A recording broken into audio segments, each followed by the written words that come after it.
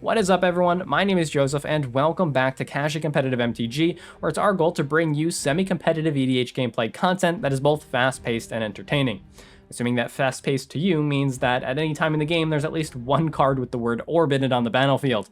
Anyway, today's game is just a classic casually competitive game. If you're wondering why Koll's in this video, even though it was just in a recent video, we didn't really intend to record this exact pod. We were just streaming and one of the players ended up having internet issues, so I sat in to fill the spot, and the only deck together I had was Koll, so we decided to just run with that. And like I said, we weren't intending to record it, but the game just ended up being one of those classic casually competitive games, and we thought it was interesting, so we decided to edit it down for you guys, so we hope you'll enjoy it. That being said, the commanders in this pod are Koll the Forgemaster, Jorn, God of Winter, Kozilek the Great Distortion, and Urza, Lord High Artificer. Now before we get into the opening hands and deck introductions, I want to go over a few quick channel promotions. First off, if you're interested in getting some cool looking art for your sleeves and even some casually competitive themed card art without having to get your cards physically altered, check out Alter Sleeves using the link in our description. If you're interested in supporting us directly, we have a Patreon link in the description as well. Over the next few months, we're going to be doing quite a bit more with the Patreon, so keep an eye out for that if you are interested. If you're looking at picking up cards in the near future, click on our TCG affiliate link before you do. Any purchase you make after clicking on that link directly helps out the channel at no cost to you. And finally, if you're looking for more Magic the Gathering memorabilia, we have an affiliation with Flipside Gaming, where if you use our code CasuallyMTG at checkout, you'll directly help out the channel and get a 10% discount off eligible purchases. But now with the promotions out of the way, let's get into the opening hands and deck introductions. I went first in this game playing Koll the Forgemaster. This is a deck you've seen on the channel if you've seen our previous video, but just to recap, this Boros list looks to use equipment-based combo lines that usually involve sacrificing my own creatures to get some type of payoff, utilizing Koll's ability to replay those creatures after getting them back to my hand.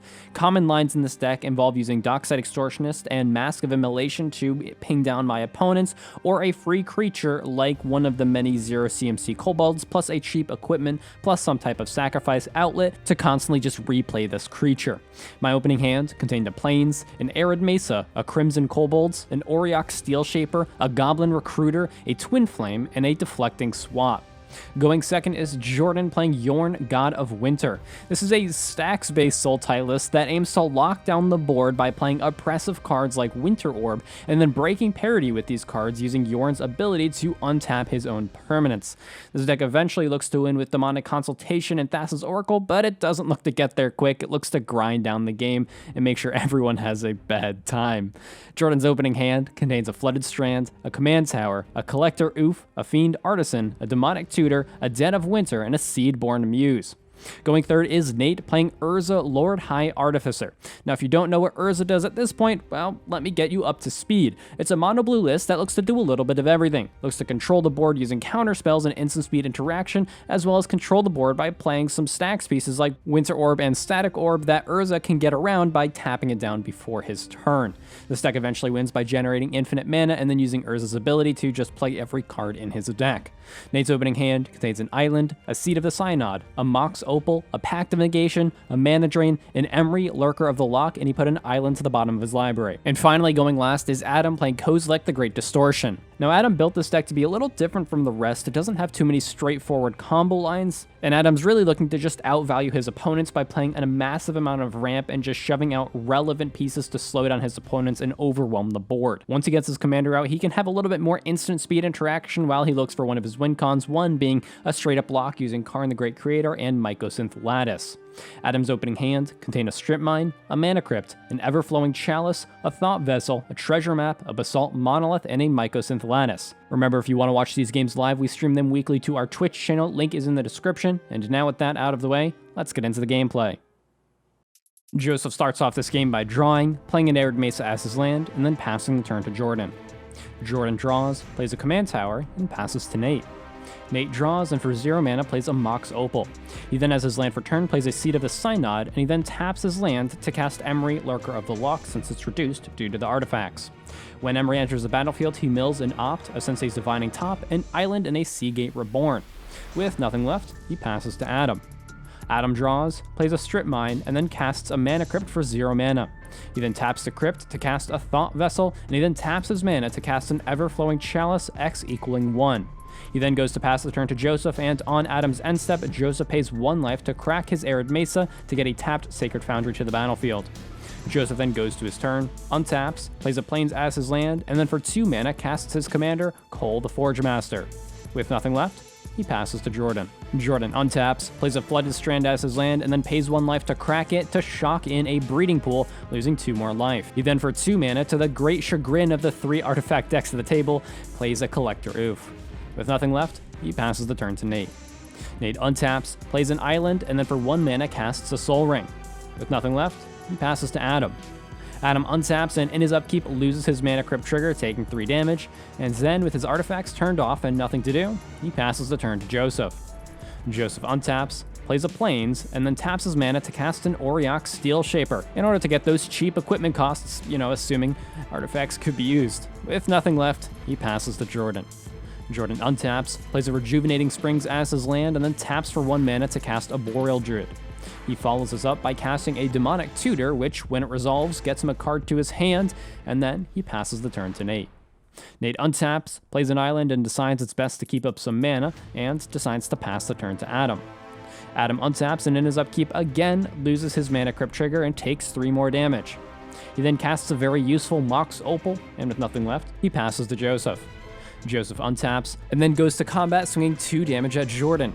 Jordan declares no blockers, takes the damage, and Joseph finishes off his turn by casting a Soul Ring, and he then passes the turn to Jordan. Jordan untaps and starts his turn off by casting his commander, Jorn, God of Winter.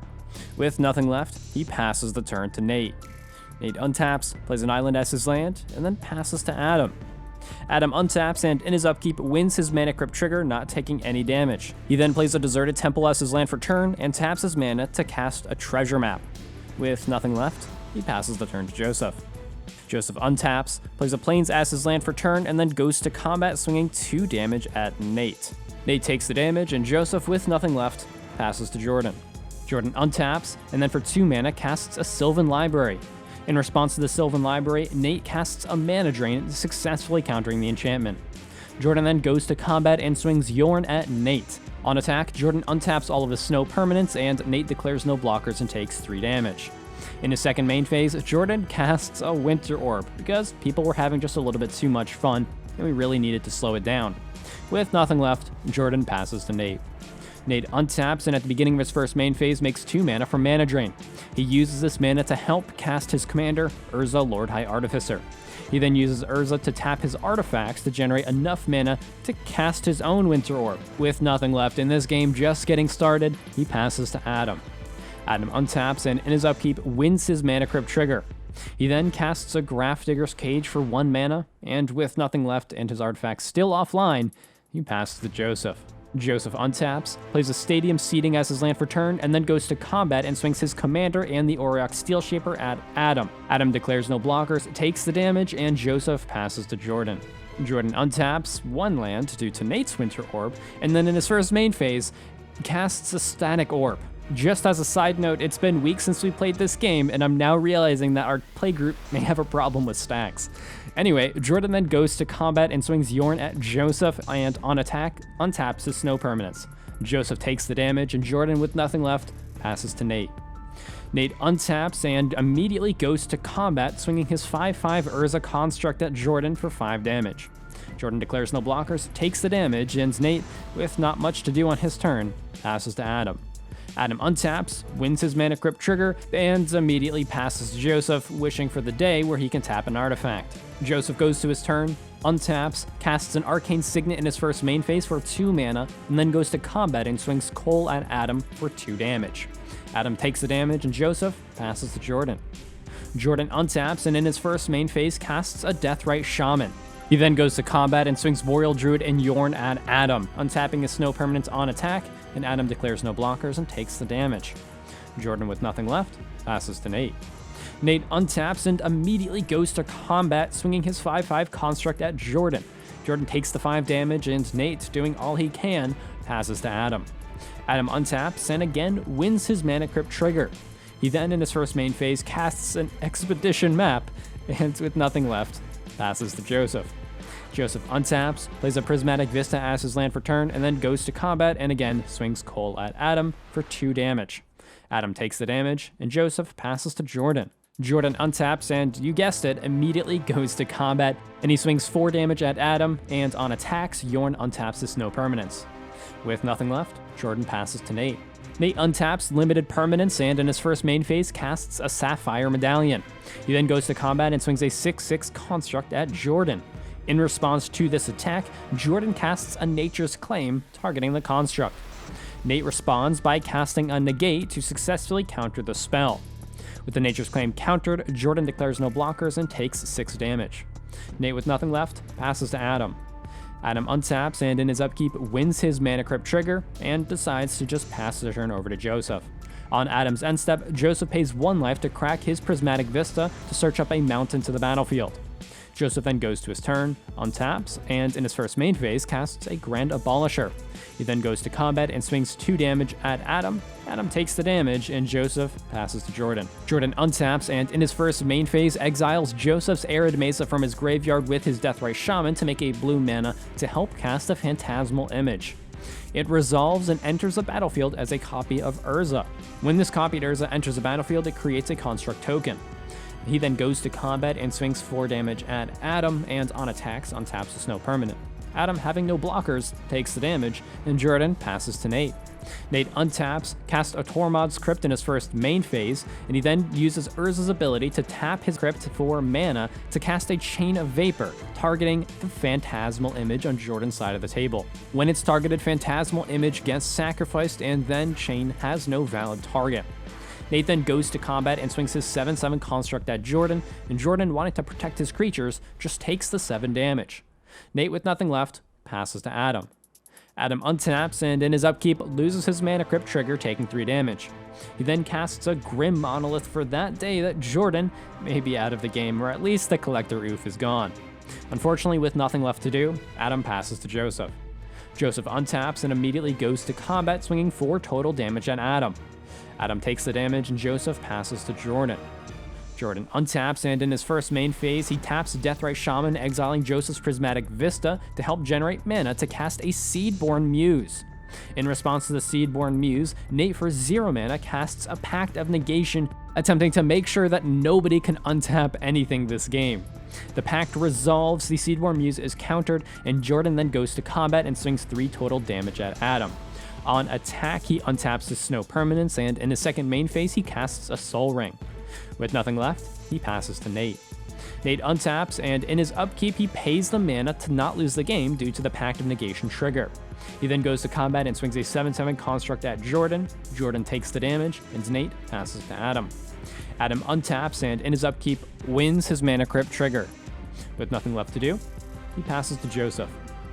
Joseph untaps, and in his first main phase, casts an Impulsive Pilferer. Joseph decides not to attack this time, and he then passes to Jordan. Jordan untaps and then uses Deathrite Shaman to help make enough mana to cast a Fiend Artisan. The Fiend Artisan resolves, and Jordan then goes to combat, swinging 3 damage at Adam. On attack, he untaps his Snow Permanent, and then the damage is enough to take Adam out of the game. With combat done, Jordan then passes to Nate. Nate untaps, and in his first main phase, he taps Emery to cast his Sensei's Divining Top from the graveyard now that the Grafdigger's Cage is gone. He then goes to combat and swings an 8/8 construct at Jordan. Jordan chump blocks it with his own construct, taking no damage, and Nate then passes to Joseph. Joseph untaps, and for 0 mana, casts a Crimson Kobolds. With a little bit more of a board established, but still not wanting to swing, he passes to Jordan. Jordan untaps, and in his first main phase uses Deathrite to exile Nate's Island to help make enough mana to activate Fiend Artisan's ability, X equaling 2. He sacrifices the Boreal Druid and tutors up a Gilded Drake to the battlefield. Gilded Drake enters the battlefield, and when it enters, he targets Nate's Urza. Joseph responds by casting a Deflecting Swat, changing the target of the Drake from Urza to the Crimson Kobolds. Jordan then gets a 0/1 Crimson Kobolds, Joseph gets the Gilded Drake, and Jordan passes to Nate. Nate untaps and immediately goes to combat, swinging an 8/8 construct at Jordan. Jordan blocks with his newly acquired Kobold, and with nothing left, Nate passes to Joseph. Joseph untaps and in his first main phase casts a Twin Flame, targeting the Gilded Drake. The new Drake enters the battlefield and targets Nate's construct. Joseph gets control of this construct, Nate gets control of the copied Gilded Drake, and Joseph then goes to combat and swings the original Gilded Drake at Jordan for 3 damage. He then goes to pass the turn, and at the end of his turn, the Gilded Drake that's on Nate's side of the battlefield gets exiled due to the fact that it was created using Twin Flame. Jordan then goes to his turn, untaps, plays a Morphic Pool as his land for turn, and then goes to combat, swinging Jorn and Oof at Joseph for 5 damage. On attack, he untaps his Snow permanents, Joseph declares no blockers and takes the damage, and in his second main phase, Jordan casts a Brainstorm. He draws 3 cards, puts 2 cards from his hand back on top of his library, and he then passes to Nate. Nate untaps and in his first main phase uses Urza to help tap his artifacts for mana in order to cast a Future Sight. When this resolves, he reveals the top card of his library, and with nothing left, he passes to Joseph. Joseph untaps and starts his turn off by casting a Goblin Recruiter. It resolves, and when it enters the battlefield, he searches a Dockside Extortionist to the top of his library. He then goes to combat and swings Gilded Drake at Jordan for 3 damage. Jordan cannot block, takes the damage, and then loses the game. When Jordan dies, Joseph loses his Gilded Drake, and Joseph, with nothing left, passes to Nate. Nate untaps, and in response to moving to his draw step, Joseph for 1 mana casts a Silence. In response to this, Nate casts a Fierce Guardianship, attempting to counter the Silence. In response to the Fierce Guardianship, Joseph casts a Pyroblast for a red mana, attempting to counter the Fierce Guardianship. In response to this, Nate activates his Sensei's Divining Top to look at the top 3 cards of his library now that he can actually activate his artifacts. Still in response to this Pyroblast, Nate casts an Overloaded Cyclonic Rift. In response to this Overloaded Cyclonic Rift, Joseph taps his mana to cast a Tybalt's Trickery. Tybalt's Trickery resolves, and the number chosen at random is 3, so Nate mills 3 cards and then exiles until he finds a non-land permanent, which is a Mistra's Bauble. He decides to cast it, and then still in response to the original Pyroblast, Nate activates his Sensei's Divining Top to again look and rearrange the top 3 cards of his library. He rearranges it to put Force of Negation on top of his library, revealed from Future Sight, and then the stack is resolved. Pyroblast counters the Fierce Guardianship, and then the Silence resolves. Nate then continues to his turn, draws a card for turn, revealing a Windfall from the top of his library due to Future Sight, and he then ends his turn by activating his Sensei's Divining Top to rearrange the top 3 cards. With nothing left, he passes to Joseph. Joseph untaps, and with the Grand Abolisher still on the battlefield, finally has a chance to play the game. He starts his turn off by casting the Dockside Extortionist that he tutored up, generating 9 treasures. He then casts a Steel Shaper's Gift to find a Mask of Immolation to his hand. He then casts the Mask of Immolation, equipping it to Dockside Extortionist. Since Koll is on the battlefield, he can sacrifice the Dockside Extortionist and get it returned to his hand. He can then recast Dockside, generating more treasures, re-equipping Mask of Immolation, and again, sacrificing it to deal 1 damage to Nate. He can repeat this loop as many times as he wants, dealing enough damage to Nate to win the game. Now, I understand this game may not be for everyone. Not everyone loves to see a grinded out stacks fest, but we thought it was interesting enough to show. It really showed what stacks can do to a table and how to play around it, saving the cards that you need and using them as optimally as possible in order to have the explosive turn that you need. Also, the guys at Casually Competitive have been a little bit on a stacks kick lately, so, we take what we can get, but hopefully you enjoyed the video nonetheless. Unfortunately, this was one of the games where Kozilek didn't get to perform as well as it could have. There were other games where it did perform fairly well, and I think you will see this deck in the very near future. I'm sure it will get played again on the channel. That being said, that is all we have for you for this video. Hopefully you did enjoy it. If you did like the video, be sure to like it, and if you're not already, subscribe to the channel so you'll know when our next video goes live. But until then, hopefully you have a great rest of your week. I am Joseph, this is Casually Competitive MTG, and we will see you next time.